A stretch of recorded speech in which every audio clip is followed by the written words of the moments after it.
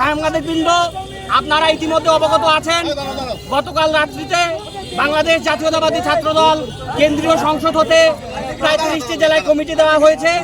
তার মধ্যে আমাদের দিনাজপুর জেলায় একটি আহ্বায়ক 8 সদস্যের কমিটি দেওয়া হয়েছে। আজকে আমাদের এই তীব্র নিন্দা এবং প্রতিবাদের প্রধান কারণ হলো, গত ফ্যাসিস্টের আমলে আমরা যারা ছাত্র দলের নির্যাতিত হয়েছি, গুম হয়েছি, মামলার শিকার হয়েছি, অনেকেই আহত হয়ে হসপিটালে ভর্তি ছিল, তাদের কেউ এই কমিটিতে আসেনি।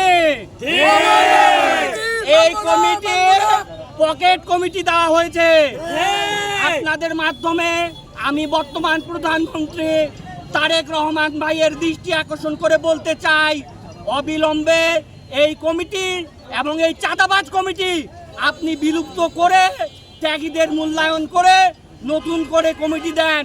এবং আপনি একটি কথা মনে রাখবেন, দিনাজপুরে আপনি বড় হয়েছেন এবং দিনাজপুর আপনার নানির বাড়ি।